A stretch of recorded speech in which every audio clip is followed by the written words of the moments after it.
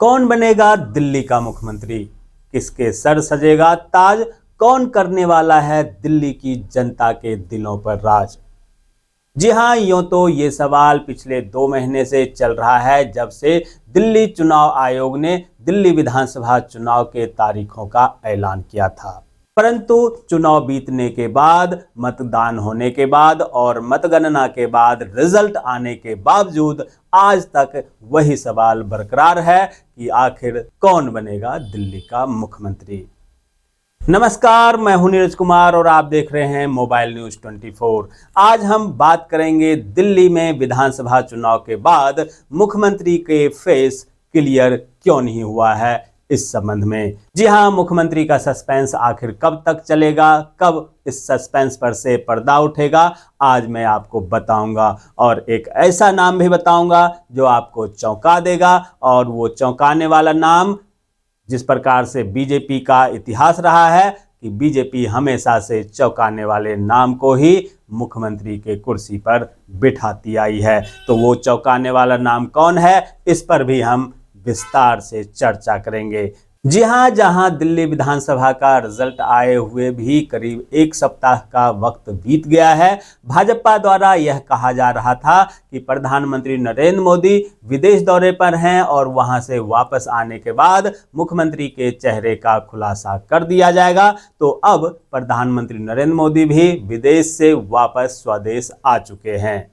विदेश दौरे पर क्या क्या हुआ, यह हम आपको एक नए एपिसोड में बताएंगे। आज तो हम बात करेंगे दिल्ली के मुख्यमंत्री का कि कौन बनेगा दिल्ली का मुख्यमंत्री, किसके सर सजेगा दिल्ली के मुख्यमंत्री का ताज, कौन इस कुर्सी पर बैठने वाला है। जी हां, खबर है कि अंदरूनी मीटिंग आज ही होने वाली है और अब से पहले जो बीजेपी अध्यक्ष जेपी नड्डा, गृह मंत्री अमित शाह, राजनाथ सिंह एवं बीजेपी के अन्य नेताओं ने दिल्ली में अंदरूनी बैठक कर एक लिस्ट, संभावित चेहरों के लिस्ट बना लिया है। और उस मीटिंग में सबसे अहम किरदार आरएसएस के बीएल संतोष का भी माना जाता है, क्योंकि आरएसएस ने बीते 2-3 साल से दिल्ली में ग्राउंड पर जाकर जो काम किया, उस आधार पे जो उन्होंने रिजल्ट निकाला, उस आकलन को भी उसमें रखा गया है। और आज उन्हीं चेहरों के लिस्टों को प्रधानमंत्री नरेंद्र मोदी के सामने रखा जाएगा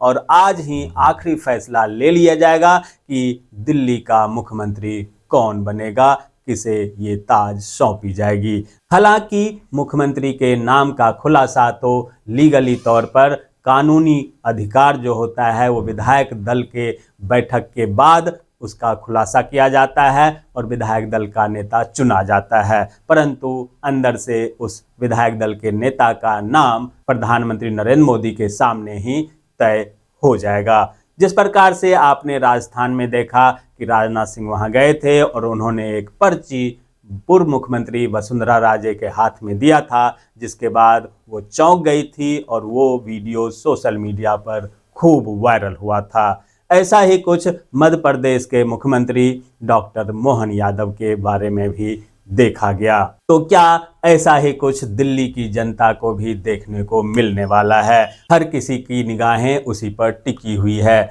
माना जा रहा है कि कल अर्थात 16 फरवरी को विधायक दल की बैठक हो सकती है और 19 या 20 फरवरी को शपथ ग्रहण समारोह तय किया जाएगा, जिसे भव्य बनाने की तैयारी भी शुरू हो गई है।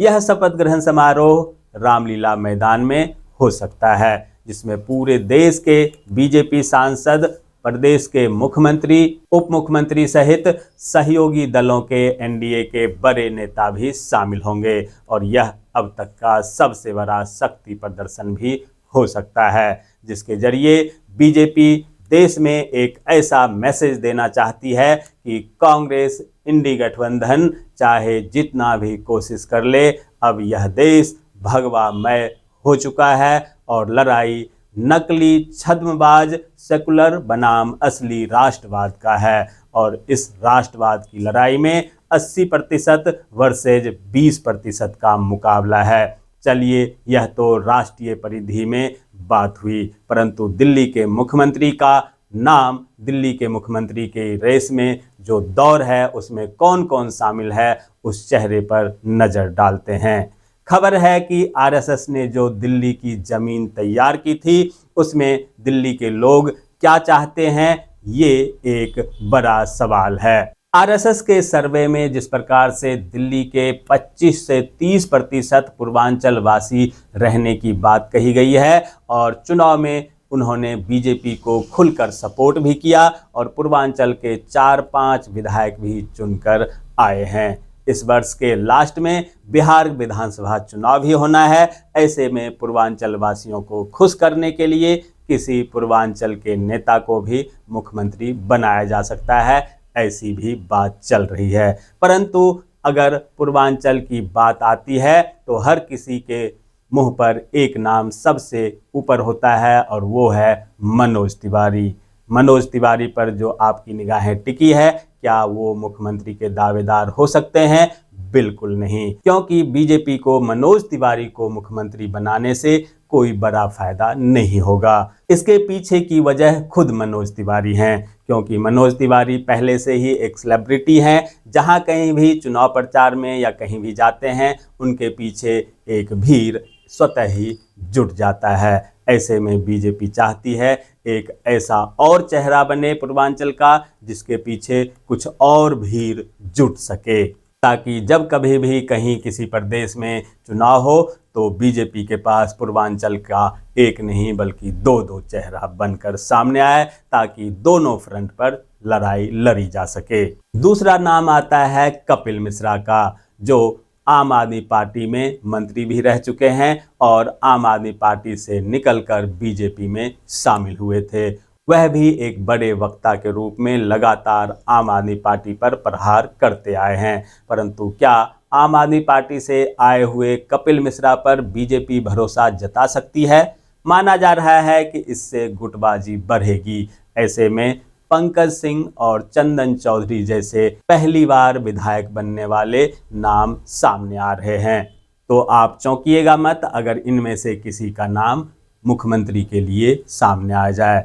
दूसरी थ्योरी एक और है कि पूर्वांचल के किसी विधायक को उप मुख्यमंत्री बनाया जा सकता है और जिस प्रकार से दिल्ली, हरियाणा, पंजाब में जाट बिरादरी के लोग नाराज माने जाते हैं, किसान नेता नाराज माने जाते हैं, ऐसे में किसी जाट नेता को दिल्ली की कमान दी जा सकती है, दिल्ली के कुर्सी पर बिठाया जा सकता है। अब सवाल उठता है कि जाट नेता में कौन सबसे बड़ा चेहरा है? आप सही मान रहे हैं, सबसे बड़ा चेहरा परवेज वर्मा का नाम ही है। परवेज वर्मा ने पूर्व मुख्यमंत्री अरविंद केजरीवाल को शिकस्त दिया और लोकसभा चुनाव न लड़के उन्होंने लगातार दिल्ली में आम आदमी पार्टी केजरीवाल पर प्रहार करके उनके नाकामियों का खुलासा करने का काम किया। उन्होंने ही नई दिल्ली में पूर्व मुख्यमंत्री अरविंद केजरीवाल को शिकस्त दिया और उन्हें हरा कर दिखाया कि अरविंद केजरीवाल जो कहा करता था कि मोदी जी मुझे हराने के लिए आपको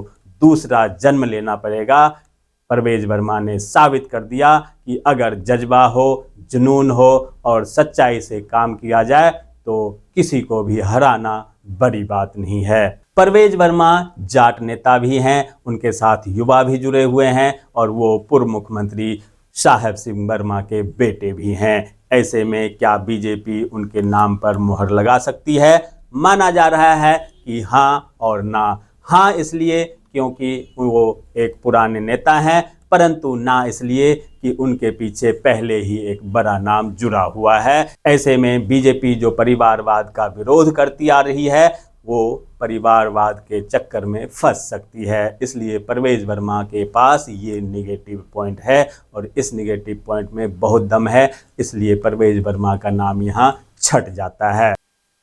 थर्ड में बात आती है कि दिल्ली में बीजेपी किसी महिला चेहरे पर दांव खेल सकती है। तो ऐसे में अगर किसी महिला को मुख्यमंत्री बनाना हुआ तो किसका नाम सबसे प्रबल दावेदार के तौर पर आता है, आइए बात करते हैं। नजफगढ़ से बीजेपी के विधायकों में सबसे ज्यादा वोटों से जीतने वाली नीलम पहलवान का नाम सबसे एक नंबर पर आता है। इसके पीछे कई कारण हैं। आइए उस कारणों की समीक्षा करते हैं। नजफगढ़ से जीतने वाली नीलम पहलवान जाट नेता मानी जाती हैं। उनके देवर भरत सिंह का पश्चिमी दिल्ली में एक छत्र राज माना जाता था और वो जाटों के ही नहीं हर किसी के दिलों पर राज करते थे।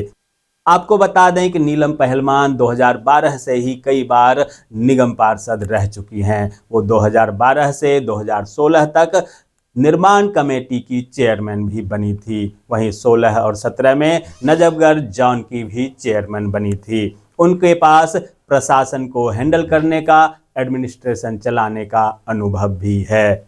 वो पढ़ी लिखी सुलझी हुई महिला मानी जाती हैं। ऐसे में नीलम पहलवान का नाम बीजेपी मुख्यमंत्री के तौर पर चुन सकती है, क्योंकि नीलम पहलवान के पास जाट बिरादरी का सपोर्ट है। दिल्ली ही नहीं हरियाणा में भी उनका अच्छा खासा प्रभाव है और जिस प्रकार से किसान के घर में उनका जन्म हुआ है, किसान नेता के तौर पर उनके परिवार को जाना जाता है, तो किसानों को खुश करने का ये एक बड़ा कवायद हो सकता है। वहीं अन्य महिला उम्मीदवार की अगर बात करें तो इस रेस में रेखा गुप्ता का नाम भी प्रबल है। शिखा राय का नाम भी प्रबल माना जा रहा है, जिन्होंने आम आदमी पार्टी के मंत्री सौरभ भारद्वाज को हराकर विधानसभा पहुंची है। उन पर भी बीजेपी दांव लगा सकती है।